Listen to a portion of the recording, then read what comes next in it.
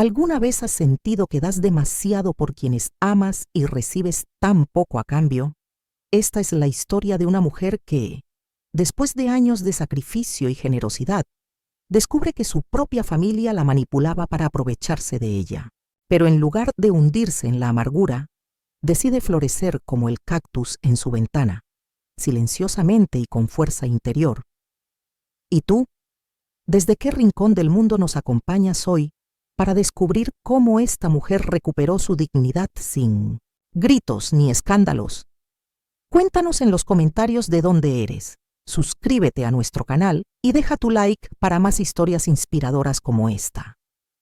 Dicen que el amor es como una planta. Necesita cuidados, atención y sacrificio para florecer. Durante 63 años, regué con devoción el jardín de mi familia, convencida de que ese era mi propósito en la vida. Yo, Carmen Varela, maestra jubilada de literatura del Colegio Cervantes, siempre creí que mi mayor virtud era la generosidad desmedida. Mi padre, don Manuel, me lo había inculcado desde pequeña con sus palabras sabias. Hija, dar es recibir, repetía mientras compartía su pan con los vecinos durante aquellos años difíciles de la posguerra. Quizás por eso, cuando enviudé a los 42 años, volqué todo mi ser en cuidar de los demás, especialmente de mi único hijo. Das demasiado, mamá, me decía mi amiga Luisa, mientras tomábamos café en mi pequeño apartamento de la colonia Roma, en Ciudad de México. El aroma del café de olla que yo misma preparaba flotaba entre nosotras como un recordatorio de tiempos más simples. Algún día te quedarás sin nada que ofrecer, añadía con esa intuición que solo poseen las amigas de toda la vida. Jess sonreía, orgullosa de mi sacrificio, y cambiaba de tema mostrándole el último regalo que había comprado para Lucas. La generosidad era mi escudo, mi identidad, el pilar sobre el que había construido mi existencia. Nunca imaginé que también podría convertirse en mi prisión, en las paredes invisibles de una jaula dorada que yo misma había forjado con cada sí que no debió ser pronunciado. Mi hijo Pablo y su esposa Adriana ocupaban el centro de mi universo como planetas gemelos alrededor de los cuales yo orbitaba sin cuestionar mi trayectoria. Él, contador en Seguros Monterrey, siempre prometiendo un ascenso que nunca llegaba. Ella, con su belleza calculada y esa capacidad para encontrar trabajos temporales que nunca parecían durar más de 3 meses. Es que soy demasiado creativa para encajar en esos ambientes corporativos, explicaba Adriana mientras examinaba sus uñas perfectamente manicuradas, pagadas con el dinero que yo le había prestado, hasta que llegara su próximo sueldo. Mi nieto, Lucas, de 6 años, era la luz de mis ojos, el eco de la risa de Pablo cuando era pequeño, antes de que la vida lo transformara en el hombre distante que ahora apenas me miraba a los ojos cuando pedía dinero. 3 veces por semana lo cuidaba, mientras sus padres construían un futuro mejor, como solía decir Adriana con esa sonrisa que ahora reconozco como el preludio de una nueva petición financiera. Los martes, jueves y sábados, mi pequeño apartamento se llenaba con los juguetes de Lucas, sus libros de colorear y sus demandas cada vez más exigentes. Abuela, quiero una tableta como la de Mateo. Abuela, mamá dice que deberías comprarme zapatos nuevos para el cumpleaños de Sofía. Y yo, incapaz de negarle nada a ese rostro que me recordaba tanto al de su padre, asentía y añadía un nuevo gasto a mi lista de inversiones familiares. Mi pensión de maestra era modesta pero suficiente para una vida tranquila. 400 pesos semanales para alimentos, 200 para servicios, un pequeño fondo para emergencias médicas y quizás, de vez en cuando, un libro nuevo o una entrada al teatro. O lo habría sido, si no fuera por las constantes emergencias que surgían en la vida de mi hijo como tormentas tropicales en temporada de huracanes. Impredecibles pero devastadoras. El refrigerador que se descompuso justo antes de Navidad, cuando las tiendas ofrecían descuentos que no podían desaprovechar para comprar uno mucho más grande y lujoso que lo que necesitaban. la oportunidad única de un curso de especialización para Pablo que cambiaría su carrera para siempre, aunque nunca vi ningún certificado ni mejoría en su situación laboral. El vestido de diseñador que Adriana necesitaba para una entrevista de trabajo en esa empresa importante, cuyo nombre siempre parecía olvidar. Las clases de natación, de inglés, de robótica y de piano para Lucas, que según ellos eran fundamentales para su desarrollo y su futuro, aunque el niño rara vez mostraba interés por más de 2 semanas en cualquiera de estas actividades. Yo, con la certeza de quien cree estar haciendo lo correcto, firmaba cheques con mi letra temblorosa, transfería dinero desde la aplicación bancaria que Pablo mismo había instalado en mi teléfono para facilitarme las cosas, postergaba mis propios sueños como quien guarda un vestido especial en el fondo del armario, convencida de que algún día llegaría la ocasión perfecta para usarlo. En mi sala de estar, junto a la ventana que daba a un pequeño parque donde los niños jugaban ajenos a las preocupaciones del mundo adulto, un pequeño cactus de flores rojas sobrevivía desde hacía años. Me lo había regalado una alumna en mi última clase antes de jubilarme, para que recuerde que incluso en las condiciones más duras, siempre hay belleza esperando su momento, había escrito en la tarjeta que aún conservaba en mi caja de recuerdos. Era el único ser vivo en mi entorno que no me exigía nada. No necesitaba riegos constantes, ni atención diaria, ni sacrificios desmedidos. Solo estaba allí, resistente, esperando su momento para florecer cuando las condiciones fueran las adecuadas. Lo observaba cada mañana mientras preparaba mi café, admirando su paciencia, su capacidad para sobrevivir con lo mínimo, sin quejarse, sin demandar.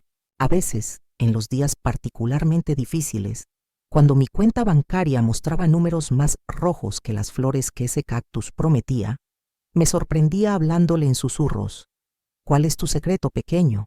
¿Cómo sabes cuándo es el momento de guardar tus fuerzas y cuándo es tiempo de florecer? No sabía entonces que pronto ese humilde cactus me enseñaría la lección más importante de mi vida, una que ningún libro de literatura, ninguna clase magistral, ninguna experiencia previa me había preparado para comprender, que la verdadera generosidad comienza con uno mismo y que hay una enorme diferencia entre nutrir y ser devorada. El martes de abril amaneció con un cielo tan despejado que parecía burlarse de la tormenta que se avecinaba en mi vida.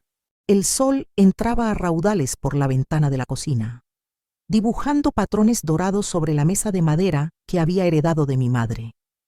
Tarareaba distraídamente una vieja canción de Chabela Vargas mientras preparaba pan tostado con mermelada de fresa para Lucas. La mermelada era casera, hecha por mis propias manos siguiendo la receta que mi abuela me había enseñado cuando apenas alcanzaba el borde de la mesa. Cada frasco era un pequeño acto de amor, una tradición que conectaba generaciones. El niño jugaba absorto con su videojuego portátil, ese aparato carísimo que Pablo y Adriana habían insistido en comprarle para su cumpleaños, argumentando que todos sus compañeros de clase tenían uno. Sus dedos pequeños se movían con destreza sobre los botones, mientras sus ojos permanecían hipnotizados por la pantalla brillante. No había saludado al entrar, ni había respondido a mi beso de buenos días. Últimamente, esos pequeños gestos de cariño que antes compartíamos parecían haberse evaporado como el rocío matutino bajo el sol inclemente. Coloqué el desayuno frente a él, 2 rebanadas de pan tostado con la cantidad perfecta de mermelada, ni demasiada para que no fuera empalagoso, ni tan poca que se perdiera su sabor, junto a un vaso de leche tibia con un toque de vainilla, como le gustaba, o como solía gustarle, antes de que las preferencias de Lucas comenzaran a cambiar con la frecuencia y la volatilidad de los caprichos de su madre. «Lucas, cariño, deja eso un momento y desayuna», dije, con la dulzura habitual que reservaba. Para él, esa voz especial que había desarrollado cuando nació, mezcla de arrullos y sonrisas transformadas en sonido. Ni siquiera levantó la mirada. Sus ojos seguían fijos en la pantalla donde un personaje colorido saltaba de plataforma en plataforma, recogiendo monedas virtuales con un tintineo que comenzaba a taladrar mis sienes. «Quiero chocolate y galletas», respondió con un tono plano, automático, como si estuviera programado para demandar sin realmente estar presente en la conversación. «Pero el chocolate no es para desayunar, mi amor. Necesitas algo nutritivo para ir a la escuela. La maestra Elena me dijo que hoy tienen examen de matemáticas, ¿recuerdas?». Intenté razonar, utilizando mi experiencia de décadas como educadora. Fue entonces cuando sucedió, tan rápido y devastador como un relámpago en cielo despejado. Lo que siguió quedó grabado en mi memoria como el primer fotograma de una película que cambiaría el rumbo de toda la trama. Lucas levantó la mirada por fin, pero lo que vi en sus ojos no era al nieto dulce que mecía en mis brazos mientras le cantaba canciones de cuna, ni al pequeño curioso que me pedía que le explicara por qué el cielo es azul. Vi algo frío y ajeno, un reflejo distorsionado de la actitud que había observado en Adriana cuando no conseguía lo que quería. Con un movimiento brusco, como si estuviera poseído por una fuerza ajena, arrojó el plato al suelo. No fue un accidente, no fue un descuido infantil. Fue un acto deliberado de rebeldía y desprecio. La porcelana se hizo añicos contra las baldosas blancas de mi cocina, ese espacio que siempre había sido mi refugio, mi territorio de paz. La mermelada salpicó en todas direcciones como pequeñas gotas de sangre, manchando las paredes, los muebles y mis pantuflas azules. Antes de que pudiera reaccionar, antes de que el eco del impacto se disipara en el aire, sentí un dolor agudo y punzante en la espinilla. Mi propio nieto, carne de mi carne, me había pateado con una fuerza que no sabía que poseía. El dolor físico fue intenso, pero nada comparable con la puñalada emocional que atravesó mi corazón. «Eres una vieja tonta. Mi mamá siempre me da lo que quiero», gritó con una voz que no reconocí, aguda y cargada de una crueldad que ningún niño debería conocer a esa edad. «Ella dice que eres aburrida y anticuada». Me quedé paralizada, con un dolor que iba mucho más allá de lo físico, mucho más profundo que el moretón que ya comenzaba a formarse en mi pierna. Era como si todas las grietas invisibles que había estado ignorando durante años se hubieran unido repentinamente para formar un abismo bajo mis pies. En ese momento, algo dentro de mí se rompió. No era mi corazón, no era mi orgullo, era la venda invisible que había cubierto mis ojos durante décadas. Por primera vez en mi vida como abuela, como madre, quizás incluso como mujer, alcé la voz con una autoridad que surgió desde un lugar desconocido en mi interior. «Eso es suficiente, Lucas. Ve a sentarte al sofá ahora mismo. No hay videojuegos por hoy». Sus ojos se abrieron con sorpresa, como si de repente estuviera viendo a una desconocida. Nunca le había hablado así. Nunca había establecido un límite claro. Con labio tembloroso y ojos húmedos, más de rabia que de arrepentimiento intuí. Obedeció. Mientras limpiaba los restos del desayuno, pedazos de mi plato favorito, mezclados con la mermelada casera en la que había invertido horas de trabajo amoroso, noté que mis manos temblaban. No por miedo, no por tristeza, sino por una extraña sensación que no supe identificar entonces.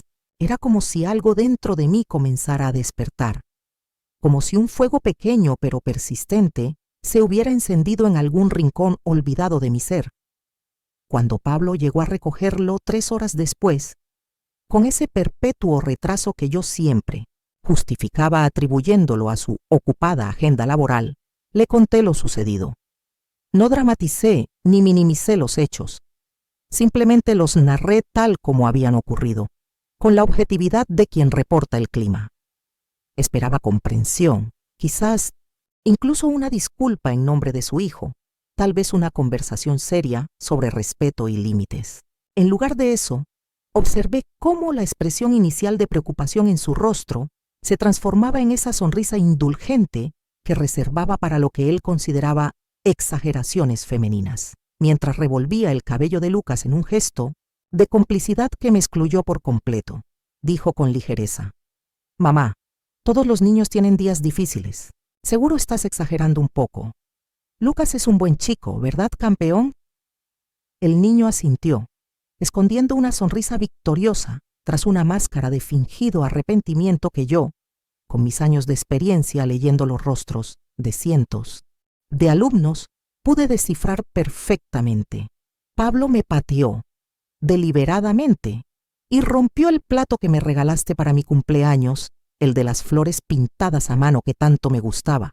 Insistí, luchando contra la sensación de que estaba mendigando validación. Mi hijo consultó su reloj con impaciencia, como si cada segundo que pasaba discutiendo el comportamiento de su hijo fuera un segundo desperdiciado de su valioso tiempo. Bueno, compraremos otro, respondió con desinterés, ya revisando su teléfono con esa atención absorta que nunca parecía dirigir hacia mí. Por cierto, ¿podrías prestarnos para el campamento de verano de Lucas? Son solo 20,000 pesos. Los devolveremos pronto. Es una oportunidad única, con actividades especiales y tutores internacionales. Asentí automáticamente como siempre hacía, un reflejo condicionado tras años de complacencia. Las palabras de negación ni siquiera llegaron a formarse en mi garganta. Pero algo había cambiado. El asentimiento fue mecánico, pero por primera vez no iba acompañado de la habitual sensación de satisfacción por ayudar a mi familia. En su lugar, sentí un peso en el estómago, una sensación de vacío que no tenía nada que ver con el hecho de que no había desayunado. Mientras los veía marcharse, Pablo caminando con esa prisa perpetua, Lucas arrastrando los pies sin mirar, atrás, sin un gracias o un adiós, la grieta en mi corazón se hizo un poco más profunda, un poco más definida, pero también más visible. Y lo que es visible puede ser examinado, comprendido y eventualmente reparado. Esa noche, mientras preparaba una taza de té de hierbas para calmar mi espíritu inquieto, observé el cactus en mi ventana con nuevos ojos. Bajo la luz plateada de la luna que se filtraba entre las cortinas, noté algo que no había visto antes. Una diminuta yema roja comenzaba a formarse en uno de sus brazos espinosos. Era casi imperceptible, pero estaba allí, pulsando con vida y promesa. Me acerqué para examinarla mejor, y en ese momento casi pude jurar que el cactus se irguió un poco más, como si también él estuviera despertando de un largo letargo. Quizás, pensé, mientras acariciaba suavemente uno de sus brazos, evitando las espinas con el cuidado de quien ha aprendido que el dolor puede llegar desde donde menos se espera. Quizás sea hora de que yo también florezca. La noche transcurrió, inquieta, con el sueño fragmentado en pequeños islotes de inconsciencia entre largas horas de reflexión. Me descubrí repasando mentalmente los últimos años, como quien hojea un álbum fotográfico buscando el momento exacto en que todo comenzó a desviarse del camino previsto. ¿Cuándo se habían invertido los roles? ¿En qué momento pasé de ser una madre respetada a convertirme en un cajero automático con piernas y corazón? La pregunta me atormentaba, mientras el reloj de mi mesita de noche marcaba las horas con un tic-tac implacable que parecía burlarse de mi insomnio. Al día siguiente, el cielo amaneció cargado de nubes grises, como si la naturaleza quisiera acompañar el estado de mi alma. Preparé mi desayuno con movimientos automáticos. Café negro sin azúcar, una tostada seca que apenas pude tragar. El silencio del apartamento, que antes me resultaba acogedor, ahora parecía amplificar el eco de las palabras de Lucas, la indiferencia de Pablo, las innumerables ocasiones en que había permitido que pisotearan mi dignidad en nombre del amor familiar. Estaba lavando mi taza cuando los golpes en mi puerta resonaron como truenos en la quietud de la mañana. No fueron toques educados, sino puñetazos furiosos que hicieron temblar la madera. Antes de que pudiera siquiera llegar al recibidor, la puerta se abrió violentamente. Adriana entró como un huracán de categoría 5. Toda ella, furia desatada, con su cabello perfectamente arreglado en contraste con la tormenta que emanaba de sus ojos maquillados. Su rostro, normalmente compuesto en esa máscara de amabilidad, calculada que reservaba para sus apariciones en mi hogar, estaba ahora deformado por la ira. Las venas de su cuello se marcaban como cuerdas tensadas al límite, y su dedo índice, decorado con una uña postiza de un rojo intenso que me recordó a la sangre, me apuntaba como una daga lista para clavarse en mi pecho. «¿Cómo te atreves a maltratar a mi hijo?», gritó tan fuerte que sentí que las paredes de mi pequeño apartamento temblaban bajo el impacto de su voz. La acusación me golpeó como una bofetada inesperada. Durante un segundo me pregunté si había entrado en alguna dimensión paralela donde los eventos del día anterior se habían invertido completamente. «Adriana, no sé de qué hablas». Yo solo intenté explicar, pero mis palabras quedaron suspendidas en el aire como globos que alguien pincha antes de que puedan elevarse. «Lucas me lo contó todo», me interrumpió, avanzando hacia mí con pasos amenazantes que me hicieron retroceder hasta sentir el borde del sofá contra la parte posterior de mis rodillas.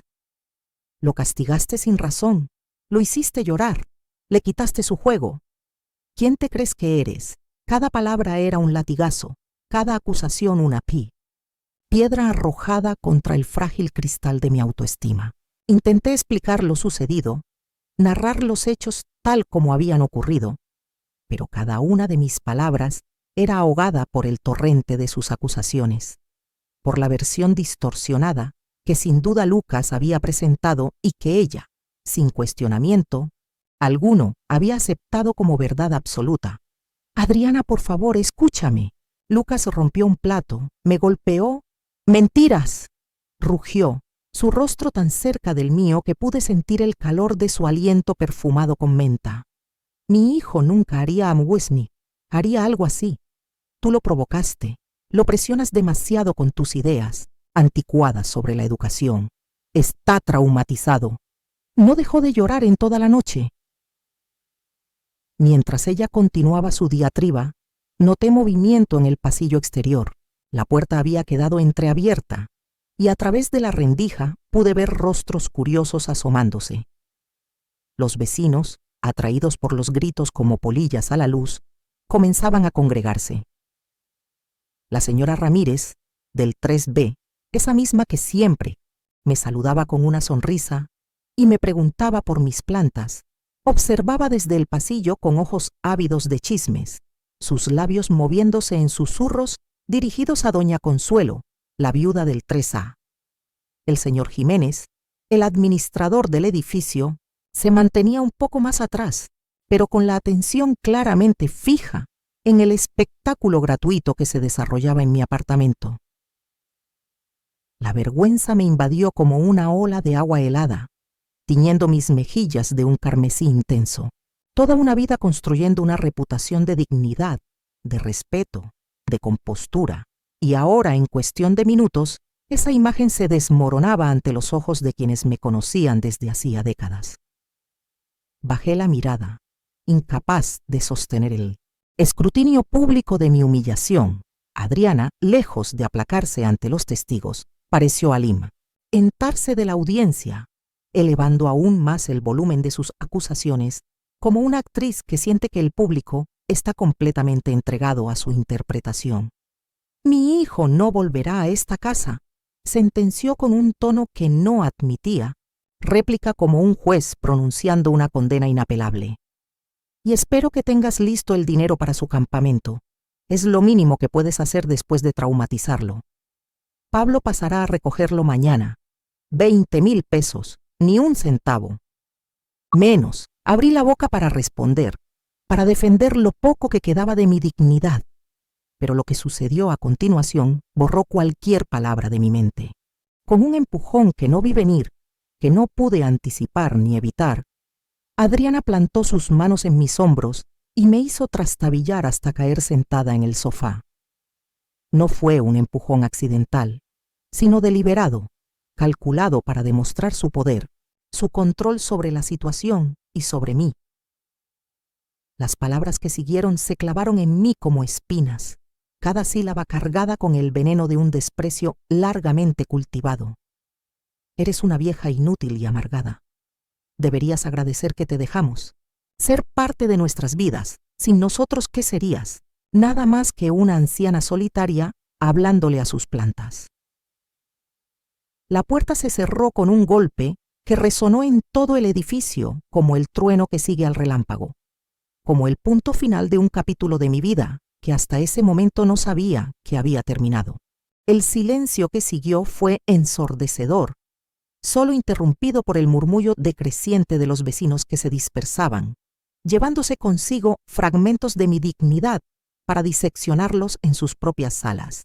En sus propias sobremesas me quedé, inmóvil, con la respiración entrecortada y un zumbido extraño en los oídos, como si mi cuerpo estuviera procesando el impacto de un accidente. Las lágrimas no llegaron de inmediato. En su lugar, sentí algo diferente, algo que nunca había experimentado con tanta claridad: indignación. No era solo tristeza por el trato recibido, ni vergüenza por la escena presenciada por los vecinos. Era una rabia limpia y clara, una indignación profunda ante la injusticia, ante el abuso que había tolerado no por un día o dos, sino por años enteros. Con manos temblorosas me levanté y cerré la puerta que Adriana había dejado entreabierta. Apoyé la frente contra la madera fría, buscando anclar mis pensamientos que giraban como hojas en un vendaval. Respiré profundamente 1, 2, 3 veces, hasta que el zumbido en mis oídos comenzó a ceder. Esa noche no pude dormir. Repasaba mentalmente los últimos años, como quien revisa una larga suma, y finalmente encuentra el error que distorsionaba el resultado final. Los préstamos nunca devueltos, las exigencias constantes, las manipulaciones sutiles y no tan sutiles, la forma en que mi opinión era desestimada cuando se trataba de Lucas. El patrón era tan claro ahora que me preguntaba cómo había podido estar ciega durante tanto tiempo. En mi mesita de noche guardaba una libreta de cubierta azul desgastada, donde anotaba meticulosamente cada centavo que entregaba a Pablo y a Adriana. No era un registro de deudas. Nunca había considerado esas entregas como préstamos reales que debían ser devueltos, sino una especie de registro de mi generosidad, un diario de mi sacrificio maternal que, en mis momentos de duda, consultaba para reafirmarme en mi papel de madre abnegada. La tomé con manos que ya no temblaban y comencé a sumar. Página tras página, entrada tras entrada, los números crecían como una montaña de sacrificios no reconocidos. La cifra final, escrita con mi letra temblorosa al pie de la última página, me dejó sin aliento. Más de 300,000 pesos en los últimos 3 años. El equivalente a 2 años completos de mi pensión. El precio de la pequeña casa en la playa que siempre había soñado comprar para mi jubilación. El costo de los viajes que nunca realicé, de los libros que no compré, de las clases de pintura a las que renuncié, todo sacrificado en el altar de una familia que me veía no como un ser humano con deseos y necesidades propios, sino como un recurso a explotar. Junto a la ventana, bajo la luz plateada de la luna que se filtraba entre las cortinas, mi fiel cactus parecía más erguido que nunca. Ya no tenía solo una yema, sino 2, pequeños botones rojos que prometían una floración espectacular. Mientras lo observaba en el silencio de la noche, tomé la primera decisión verdadera en décadas, la primera elección que nacía no del miedo a decepcionar, no de la culpa o la manipulación, sino de un lugar de claridad recién descubierto. No entregaría el dinero para el campamento, al menos no todavía. No sin respuestas, no sin condiciones, no sin recuperar aunque fuera una fracción de mi dignidad perdida. Con los primeros rayos del sol colándose por las rendijas de mis persianas, una determinación nueva y desconocida me impulsó a actuar.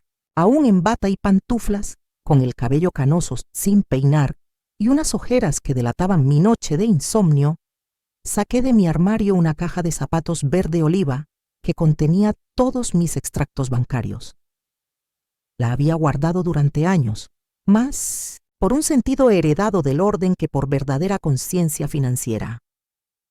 Mi difunto esposo, Emilio, siempre insistía en conservar todo documento relacionado con el dinero. Nunca sabes cuándo necesitarás demostrar algo, Carmen, solía decir con esa sonrisa sabia que tanto extrañaba en momentos como este. Nunca había sido particularmente ordenada con mis finanzas. Otro error que ahora lamentaba con la claridad, que solo concede el arrepentimiento tardío. Pero algo me impulsaba a revisar cada documento, cada registro de mis transacciones, una corazonada quizás, o tal vez la primera manifestación de ese instinto de supervivencia que había permanecido dormido durante décadas bajo capas de abnegación maternal. Sobre mi mesa del comedor, esa misma donde tantas veces había servido comidas especiales para Pablo y su familia, donde había ayudado a Lucas con sus primeras letras, desplegué papeles amarillentos que contaban la historia silenciosa de mi generosidad convertida en abuso sistemático. Extractos, recibos, comprobantes de transferencias, todos ordenados cronológicamente como capítulos de una novela triste que solo ahora comenzaba a leer con ojos críticos. Fue entonces cuando el patrón emergió, sutil al principio y luego, con la claridad cegadora de lo evidente. Había retiros que yo no recordaba haber hecho, pequeñas cantidades extraídas de mi cuenta los días 5 y 20 de cada mes. Eran montos que por separado no llamaban la atención, 500 pesos aquí, 700 allá, pero que sumados representaban una sangría constante de mis ya limitados recursos. Con el corazón acelerado, revisé las fechas de esos retiros misteriosos. Coincidían invariablemente con días en que yo impartía mi taller de lectura en la biblioteca comunitaria o asistía a mi clase de yoga. Actividades fijas en mi calendario que cualquiera que me conociera podía predecir con exactitud. Cualquiera como Pablo o como Adriana. El timbre sonó justo cuando encontraba un patrón particularmente sospechoso. Los retiros se habían incrementado en frecuencia y cantidad exactamente después de la última Navidad, cuando le había entregado a Pablo una copia de mi tarjeta para emergencias, junto con mi clave anotada en un papel que él prometió memorizar y destruir inmediatamente. Con las manos temblorosas y el ceño fruncido, me levanté para abrir la puerta, esperando encontrar a Pablo con su habitual expresión de necesidad financiera mal disimulada. En su lugar, me encontré con el rostro amable y los ojos grises de mi vecino, el doctor Eduardo Mendoza. «Buenos días, Carmen». Su voz cálida y pausada, con ese acento que delataba sus años de formación en Madrid, fue como un bálsamo para mis nervios crispados. «Espero no molestar tan temprano». Eduardo, un médico pediatra jubilado que vivía en el apartamento contiguo desde hacía más de una década, había sido mi amigo silencioso durante años. Nos habíamos conocido poco después de que él se mudara al edificio en una de esas casualidades que la vida orquesta cuando menos las esperas, ambos intentando rescatar al mismo tiempo una maceta que el viento había derribado del balcón de Doña Consuelo. Nuestras manos se encontraron sobre el tiesto roto, y desde entonces había surgido una amistad discreta y reconfortante. Viudo como yo, aunque más reciente en su pérdida, compartíamos ocasionalmente una taza de café en la pequeña cafetería de la esquina, o conversaciones sobre libros que nadie más parecía leer en esta era de pantallas y notificaciones constantes. Eduardo tenía esa rara cualidad de escuchar de verdad, no solo de esperar su turno para hablar. Quizás por eso era un pediatra tan querido. Sabía que a veces el silencio atento es la mejor medicina. Escuché el alboroto de ayer, dijo con preocupación genuina, sus ojos examinándome con esa mirada clínica que nunca había perdido. Los gritos se oyeron hasta mi apartamento.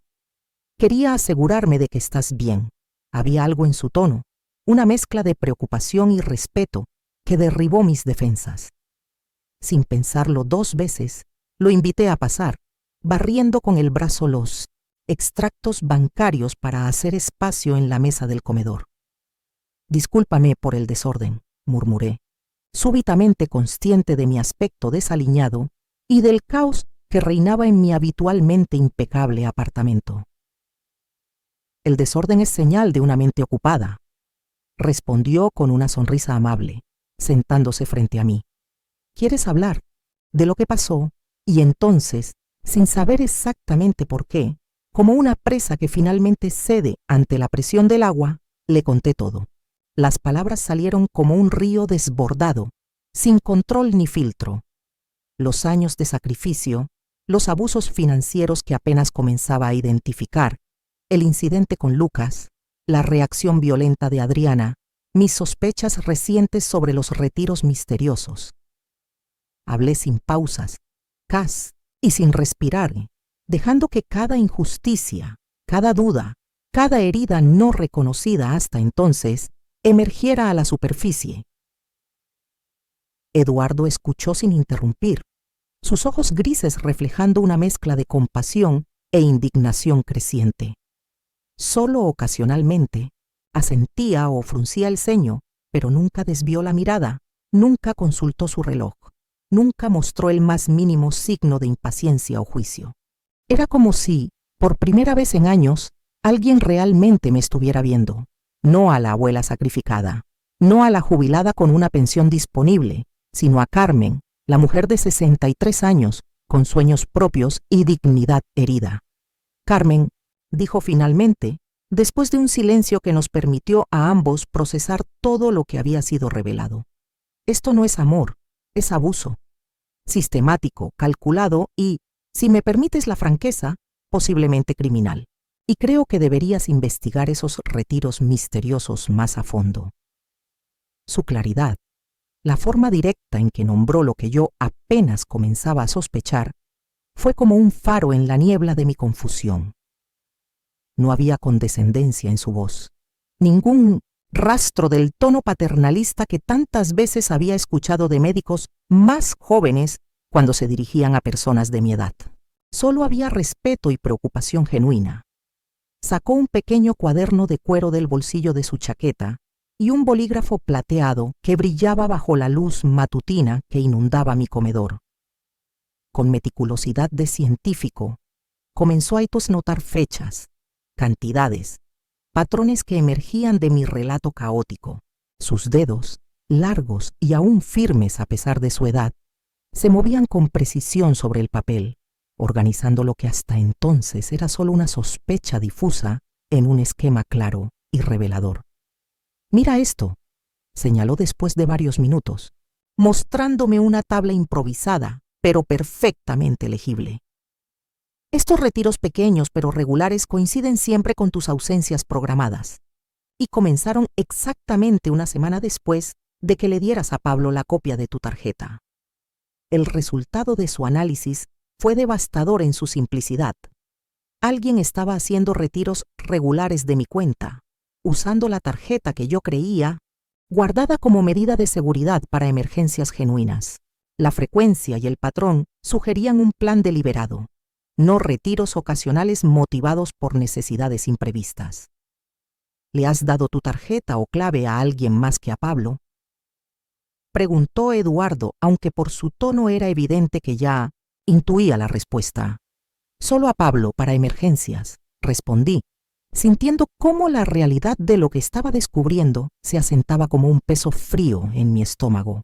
«Pero estos retiros son demasiado frecuentes y regulares para ser emergencias», completó él, cerrando su cuaderno con un gesto que tenía algo de finalidad. «Y las emergencias genuinas suelen ser de montos mayores y aislados, no pequeñas. Extracciones sistemáticas diseñadas para pasar desapercibidas». Un recuerdo súbito atravesó mi mente, claro como el relámpago que precede al trueno. Adriana había estado en mi casa muchas veces, sola, mientras yo recogía a Lucas de la escuela o asistía a mis actividades. Tenía acceso a mis cosas, a mis documentos, a ese cajón del escritorio, donde guardaba copias de recibos importantes por si acaso. Un escalofrío recorrió mi espalda erizando el vello de mis brazos. Eduardo. Dije, con una voz que apenas reconocí como mía, más firme y decidida de lo que me había escuchado en años. Necesito tu ayuda. La expresión que cruzó su rostro me dio fuerzas para continuar. No era lástima, no era condescendencia, sino respeto, genuino respeto, como el que se siente ante alguien que finalmente toma las riendas de su propia historia. Quiero saber qué está pasando realmente con mi dinero. Continué, sintiendo cómo cada palabra me devolvía un fragmento de la dignidad que había cedido durante años. Y quiero detenerlo, sea lo que sea. Eduardo tomó mi mano brevemente, un gesto cálido y reconfortante que no tenía nada de romántico, pero sí todo de solidaridad humana. Sus dedos, ligeramente ásperos por los años de trabajo con pacientes y libros, transmitían una fuerza tranquila que atravesó mi piel y llegó directamente a mi corazón tembloroso. «Cuenta conmigo», respondió con una seriedad que sellaba un pacto entre iguales. «Empezaremos mañana mismo. Hoy descansa y recupera fuerzas. La justicia requiere claridad mental, y tú has pasado por demasiado en muy poco tiempo». Cuando se marchó, prometiendo regresar al día siguiente con un plan más definido, me quedé sentada en mi comedor, rodeada de papeles que ahora contaban una historia muy diferente a la que había creído vivir. Por primera vez en años, quizás décadas, sentí que no estaba sola. No sola en el sentido físico, nunca me había faltado compañía, sino en un sentido más profundo y esencial. Había alguien que veía mi dolor, que validaba mi indignación, que estaba dispuesto a caminar a mi lado en el sendero desconocido que se abría ante mí. Esa noche dormí profundamente, sin pesadillas ni sobresaltos. El cactus en mi ventana ahora tenía 3 yemas. En mi sueño lo vi florecer por completo, desplegando un abanico de flores rojas como pequeñas llamas que desafiaban la oscuridad circundante. Pronto, muy pronto, mi propia llama interior volvería a arder con fuerza renovada. Eduardo resultó ser no solo un buen médico, sino también un investigador tenaz. Con su ayuda, instalamos una pequeña cámara en mi sala de estar, orientada hacia el mueble donde guardaba mis documentos importantes. Era una invasión a mi propia privacidad, pero necesaria. No tuvimos que esperar mucho.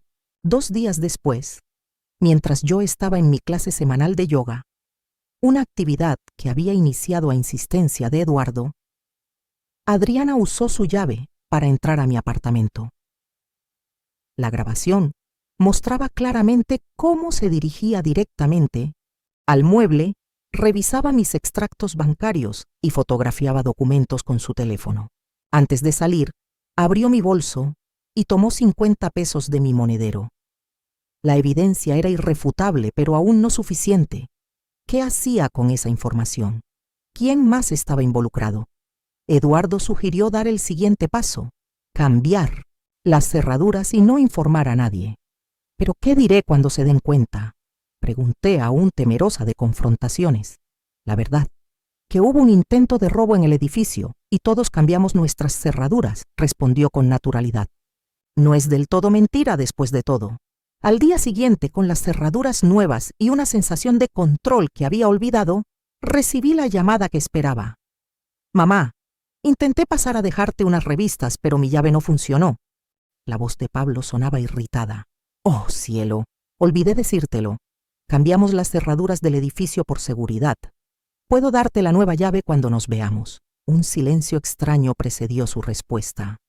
«No es necesario, solo quería dejarte algo. Por cierto, ¿recuerdas el dinero para el campamento de Lucas?» «Claro que sí, Pablo. Pero estaba pensando, ¿por qué no vienen a cenar este viernes? Podemos hablar del campamento y les daré la nueva llave». Otra pausa. Casi podía verlo consultando, con Adriana al otro lado de la línea. «Está bien, mamá». El viernes entonces, la llamada terminó y yo miré a Eduardo, que había escuchado todo. Su sonrisa de aprobación me dio la confirmación que necesitaba. Estaba en el camino correcto. Pasamos los siguientes días preparando lo que llamamos la cena de revelaciones. Eduardo contactó a un amigo suyo, notario retirado, que nos orientó sobre los aspectos legales de lo que habíamos descubierto. También me acompañó al banco, donde solicité un informe detallado de todos los movimientos de mis cuentas en los últimos 3 años. Lo que descubrimos fue aún peor de lo que imaginaba. Adriana no solo tomaba pequeñas cantidades de mi bolso, había establecido un sistema de retiros regulares usando mi tarjeta. El dinero iba a una cuenta que no conocía y de allí a diversos gastos, ropa de diseñador, tratamientos estéticos, incluso pagos de hotel que coincidían con días en que supuestamente visitaba a su madre enferma en Monterrey. Esto es más que abuso financiero, Carmen, dijo Eduardo mientras revisábamos los documentos. Es fraude sistemático. El cactus ahora tenía 5 yemas. Pronto, muy pronto, revelaría su belleza oculta. El viernes llegó con una extraña calma. Pasé la mañana cocinando el platillo favorito de Pablo, chiles rellenos como los hacía su abuela. El aroma a especias llenaba mi pequeño apartamento, mientras Eduardo me ayudaba a poner la mesa. Habíamos decidido que él se presentaría como un vecino que casualmente estaba ayudándome cuando ellos llegaran. Luego se despediría, solo para regresar 20 minutos después, cuando la cena estuviera en marcha. A las 7 en punto, el timbre sonó. Pablo, Adriana y Lucas estaban en la puerta, con esa expresión que reconocí como su cara de pedir dinero. Adriana traía un pequeño ramo de flores baratas, de esas que venden en los semáforos. «Mamá, te presento a Eduardo», dijo Pablo con cierta sorpresa al ver a mi vecino. «Un placer», respondió Eduardo con naturalidad.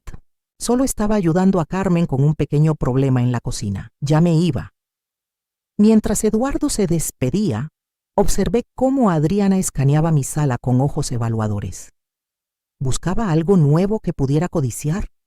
¿O se preguntaba si yo habría descubierto sus retiros? La cena comenzó con la incomodidad habitual de nuestras reuniones recientes. Lucas jugaba con su videojuego bajo la mesa, ignorando mi petición de guardarlo. Pablo hablaba de su trabajo, exagerando logros como siempre hacía. Adriana intervenía ocasionalmente para corregirlo o complementar sus historias con detalles improbables. Y entonces, sobre el campamento, comenzó Pablo después del postre. Sí, el campamento, repetí, sintiendo cómo mi corazón se aceleraba.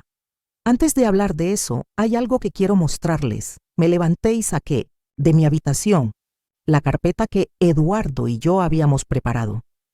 Justo entonces, el timbre sonó nuevamente. Era Eduardo casualmente, regresando para devolver un libro que había olvidado. «Pasa, Eduardo», dije con una sonrisa. «De hecho, podrías ayudarnos». Con esto, estaba a punto de mostrarle a mi familia algo interesante que descubrimos. La expresión de Adriana cambió sutilmente. Una arruga apareció entre sus cejas perfectamente depiladas. Pablo parecía confundido, pero no alarmado. Aún no. Comprendía lo que estaba a punto de suceder. «¿Qué es esto, mamá?», preguntó tomando la carpeta que le extendí. «La historia de cómo tu esposa ha estado robándome sistemáticamente durante 3 años». El silencio que siguió a mis palabras fue absoluto.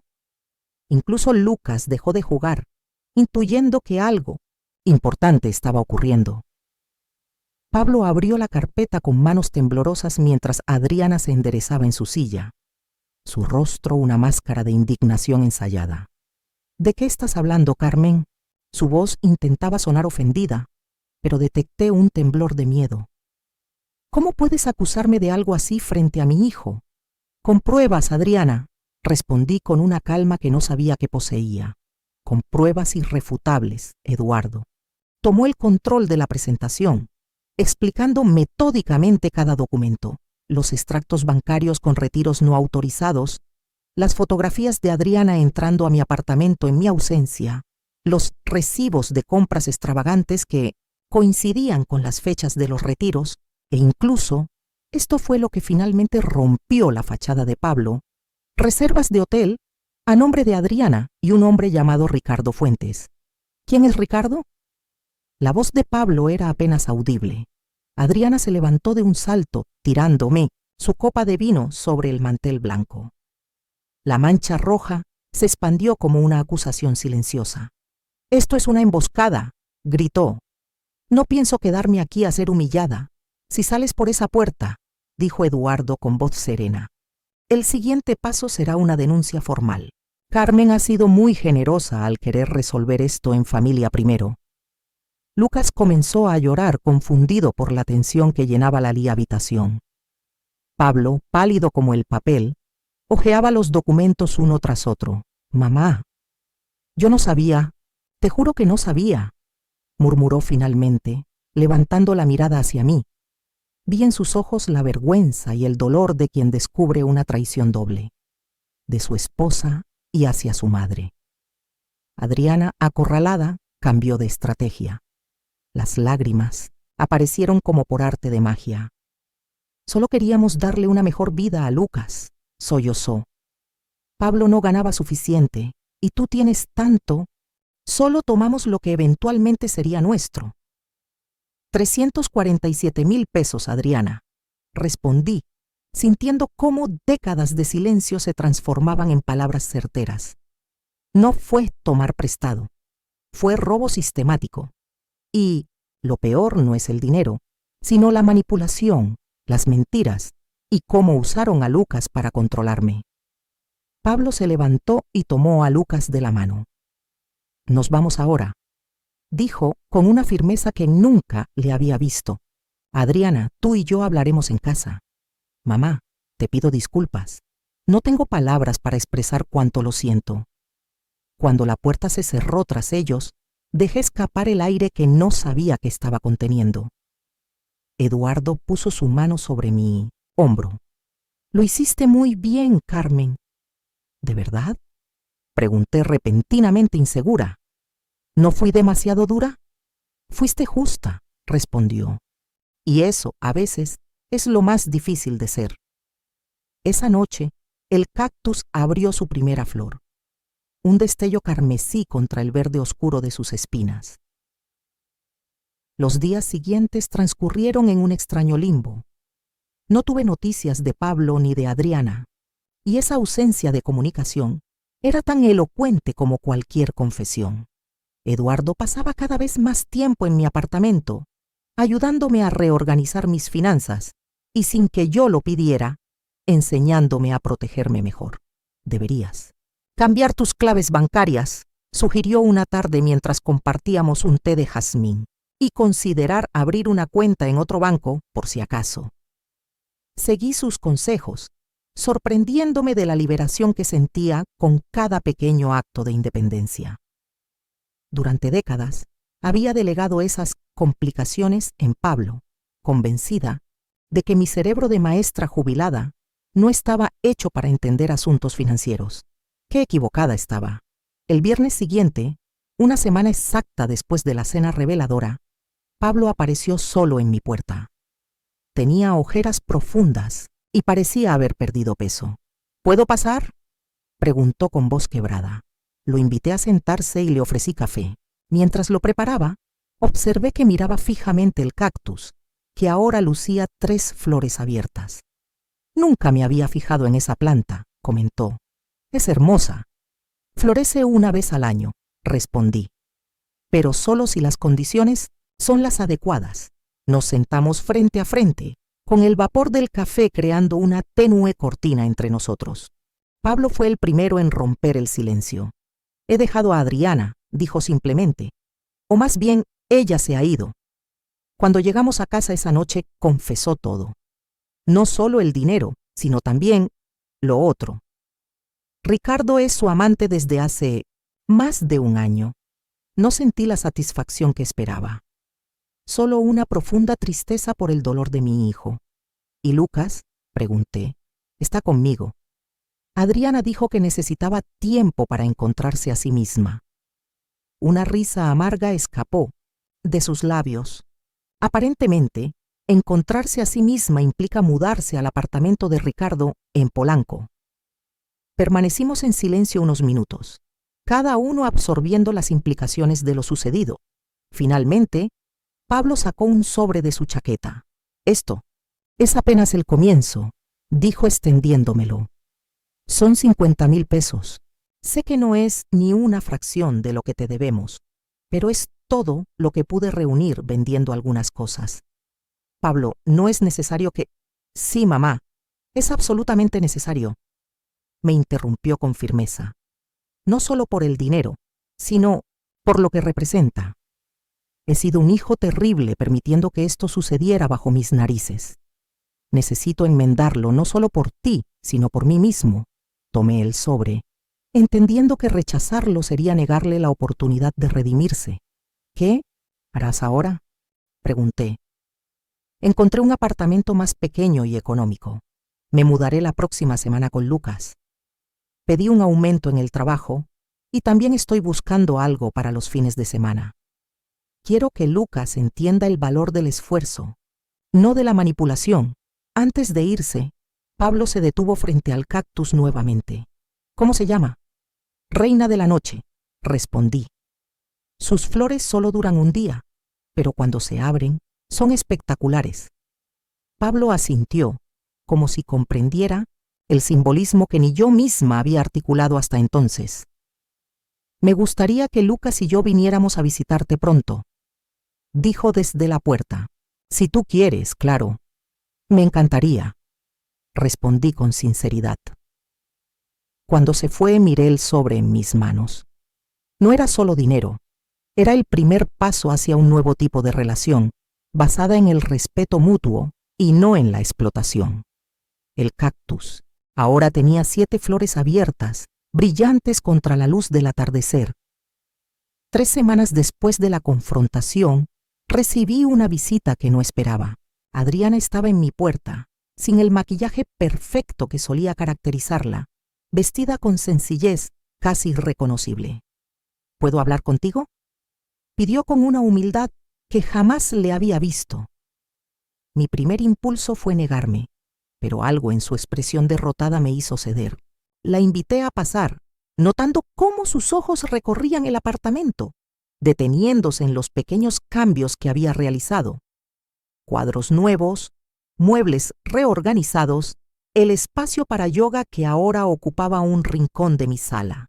¿Has cambiado? Cosas, comentó sentándose cautelosamente en el borde del sofá. He cambiado más que la decoración, respondí, manteniéndome de pie. Adriana asintió, como si esperara esa respuesta. Sacó un sobre arrugado de su bolso y lo colocó sobre la mesa de café. Ricardo me dejó, dijo sin preámbulos. Cuando se acabó el dinero, se acabó el amor. Qué cliché, ¿verdad? No respondí. No sentía ninguna obligación de facilitarle este momento. Vendí casi todas mis cosas, continuó. Este sobre tiene 80,000 pesos. Sé que te debo mucho más, pero es todo lo que tengo ahora mismo. ¿Por qué me lo traes personalmente?, pregunté. Podrías haberlo enviado o dárselo a Pablo.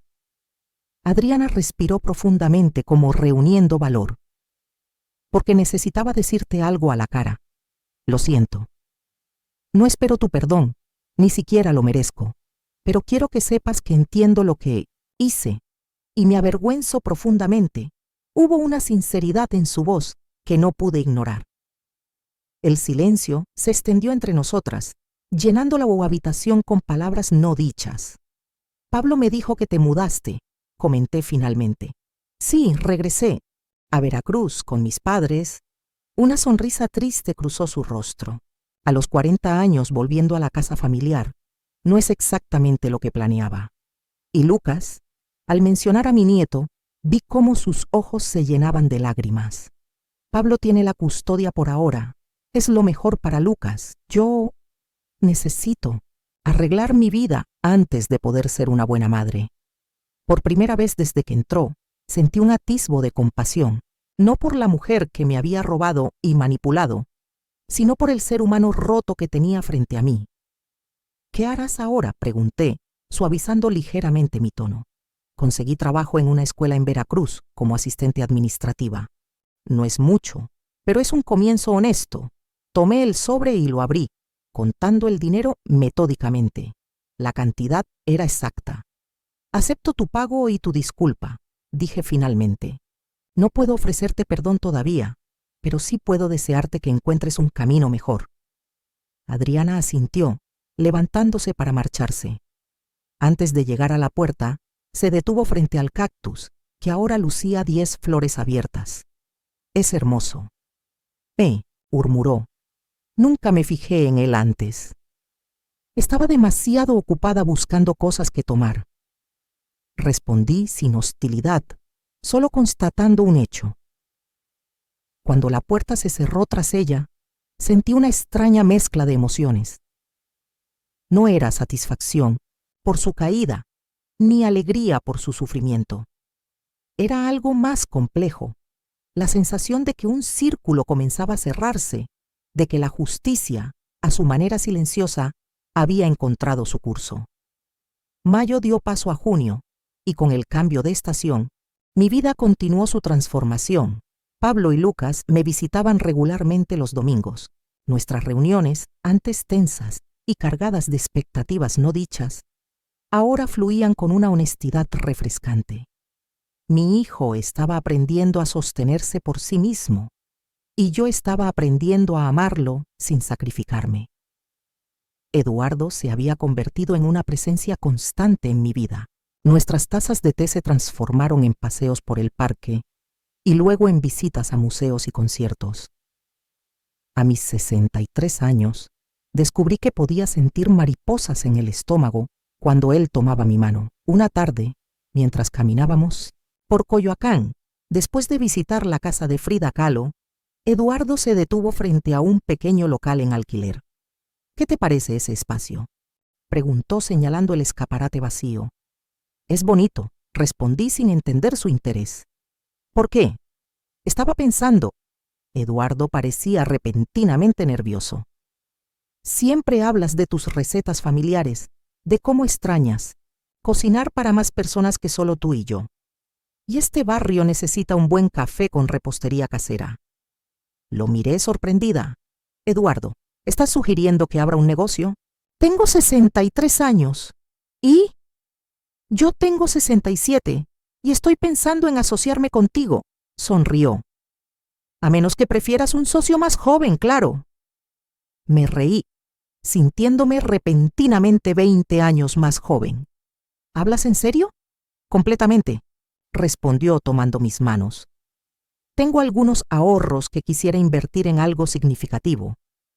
Tú tienes talento y recetas que merecen ser compartidas. Y ambos tenemos tiempo y energía que la jubilación no ha sabido aprovechar. Miré el local con nuevos ojos. Era pequeño, pero acogedor, con grandes ventanales y un encanto vintage que combinaba perfectamente con el barrio. ¿El cactus florido? Sugerí, pensando en mi planta resiliente. Me encanta. Eduardo sonrió. Tan perfecto como su inspiración. Esa noche, mientras regaba mi cactus, que ahora lucía 15 flores completamente abiertas, me permití soñar con un futuro que nunca había considerado posible.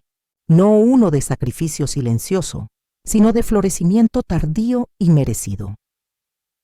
Cuando le conté a Pablo sobre el café, su reacción me sorprendió. En lugar de escepticismo o preocupación, mostró un entusiasmo genuino. Es una idea fantástica. ¡Mamá!, exclamó durante nuestra comida dominical. Siempre dijiste que te habría gustado tener tu propio negocio si no hubieras sido maestra. No recordaba haberle mencionado ese sueño juvenil. Quizás lo había hecho, en alguna conversación casual que él había atesorado sin que yo lo supiera. Lucas y yo podríamos ayudarte los fines de semana, ofreció. Él podría hacer la tarea en una mesa mientras yo te echo una mano. Sería bueno para los tres. Sentí un nudo en la garganta. Este nuevo Pablo, considerado y proactivo, me resultaba tan extraño como bienvenido. Me encantaría, respondí, sinceramente. Lucas, que hasta entonces había estado jugando silenciosamente con sus bloques de construcción, levantó la mirada. ¿Puedo decorar galletas?, preguntó con timidez. En la escuela hicimos galletas y la maestra dijo que las mías eran bonitas. Me acerqué y me arrodillé junto a él, notando cómo ya no se tensaba con mi cercanía como antes. «Serás nuestro decorador oficial de galletas», le aseguré, y su sonrisa iluminó la habitación. Esa tarde, mientras Pablo lavaba los platos, otra novedad sorprendente, me contó que había comenzado a ver a una terapeuta. Me está ayudando a entender por qué permití que la situación con Adriana llegara tan lejos, explicó secando un vaso con cuidado. Aparentemente, tengo problemas con los límites y la necesidad de aprobación. Sonrió irónicamente. ¿Quién lo habría imaginado, verdad? Todos tenemos nuestras luchas, hijo, respondí, sintiendo un nuevo tipo de conexión entre nosotros. Yo también estoy aprendiendo mucho sobre mí misma. Pablo colocó el último plato en el estante y se secó las manos. Adriana llamó ayer, dijo, cambiando de tema. Quiere ver a Lucas el próximo fin de semana. Estoy pensando en permitirlo con algunas condiciones. ¿Cómo te sientes al respecto? Pregunté, genuinamente interesada en su opinión, no en imponer la mía. Confundido, admitió. Pero creo que Lucas necesita a su madre, y ella parece estar haciendo un esfuerzo real por cambiar. La terapeuta dice que establecer límites claros es saludable, no cruel. Asentí, reconociendo la sabiduría en sus palabras. A veces las segundas oportunidades son necesarias, dije, pensando en mi propio camino. No por la persona que hizo daño, sino por quienes siguen adelante. Pablo me abrazó espontáneamente, algo que no hacía desde su adolescencia. Gracias por no rendirte con nosotros, mamá, murmuró contra mi cabello. Incluso cuando lo merecíamos, el cactus, desde su lugar en la ventana, ahora lucía 20 flores completamente abiertas, su belleza desplegada en toda su gloria. Los 3 meses siguientes pasaron en un torbellino de actividad. Eduardo y yo firmamos el contrato de alquiler, renovamos el local, compramos equipamiento y desarrollamos un menú basado en mis recetas familiares y algunos toques innovadores sugeridos por un joven chef que contraté a tiempo parcial. Pablo cumplió su promesa de ayudar los fines de semana, trayendo consigo a Lucas, quien efectivamente se convirtió en nuestro decorador oficial de galletas. Su creatividad para combinar colores y diseños atrajo la atención de varios clientes habituales, que pedían específicamente las galletas de Lucas. Adriana, para mi sorpresa, mantuvo su palabra. Cada mes enviaba un pequeño pago a Pablo, quien me lo transfería directamente. También estaba construyendo una relación más saludable con Lucas, viéndolo regularmente bajo la supervisión inicial de Pablo y luego, a medida que la confianza crecía, en visitas más independientes. La mañana de la inauguración oficial de El Cactus Florido, me desperté con una sensación de plenitud que no recordaba haber experimentado antes. Eduardo llegó temprano, con un pequeño regalo en las manos, una maceta con un cactus idéntico al mío. Para el café, explicó, un recordatorio visible de que nunca es tarde para florecer. El local se llenó rápidamente con vecinos curiosos, amigos de Eduardo, mis antiguas colegas maestras y hasta algunos de mis exalumnos que se habían enterado por las redes sociales. En una esquina, habíamos instalado una pequeña librería de intercambio de libros, honrando mi pasado como maestra de literatura. A media mañana, cuando el ajetreo inicial se calmó un poco, la campanilla de la puerta sonó nuevamente. Era Adriana, sosteniendo un ramo de girasoles. Nuestras miradas se encontraron, y por un momento, el tiempo pareció detenerse. Luego, Lucas corrió hacia ella. «¡Mamá! ¡Ven a ver mis galletas!». La tensión se disipó mientras Lucas arrastraba a su madre hacia el mostrador, explicándole con orgullo cómo había decorado cada pieza. Pablo, desde la caja registradora, me miró con una pregunta silenciosa en los ojos. Asentí ligeramente. Cuando Adriana finalmente se acercó a mí, su nerviosismo era palpable. «Felicidades por la apertura», dijo, extendiéndome las flores. «El lugar es hermoso». «Gracias», respondí aceptando el ramo. «¿Te gustaría probar nuestro pastel de zanahoria?». Es la receta de mi abuela. Una sonrisa tímida apareció en su rostro. Me encantaría. No éramos amigas, probablemente nunca lo seríamos. Pero en ese momento encontramos un terreno neutral en el que podíamos coexistir civilizadamente, por el bien de quienes amábamos. Eduardo, observando la escena desde la cocina, me guiñó un ojo con aprobación. Este también era un tipo de florecimiento, la capacidad de avanzar sin que el pasado envenenara el presente. Con el paso de las semanas, el cactus florido se convirtió en más que un café. Era un centro comunitario informal donde confluían personas de todas las edades. Organizábamos tardes de lectura para niños, exposiciones de artistas locales y pequeños conciertos acústicos los viernes por la noche. Una tarde de domingo, mientras cerrábamos después de un día particularmente ocupado, Eduardo me sorprendió con una caja envuelta en papel azul. «¿Qué es esto?», pregunté intrigada. «Ábrelo y descúbrelo», respondió con esa sonrisa que había llegado a amar. Dentro de la caja encontré una pequeña libreta de cuero con mis iniciales grabadas y una pluma elegante. «Para que escribas esas historias, de las que siempre hablas», explicó. «Las que contabas a tus alumnos y que nunca pusiste por escrito». Me quedé sin palabras, conmovida por su atención a detalles que yo apenas había mencionado. «Eduardo, esto es...». Mi voz se quebró. «Ligeramente. Es solo el comienzo», dijo tomando mis manos. «Carmen, estos meses a tu lado han sido los más felices de mi vida desde que perdí a Elisa. Nunca pensé que encontraría a alguien que me hiciera sentir así de nuevo». Mi corazón se aceleró. A mis 63 años me sentía como una adolescente recibiendo su primera declaración de amor. «Siento lo mismo», admití. «Ha sido una luz inesperada en mi camino. Entonces, ¿qué te parecería?» Eduardo parecía repentinamente nervioso. «¿Compartir más que un negocio?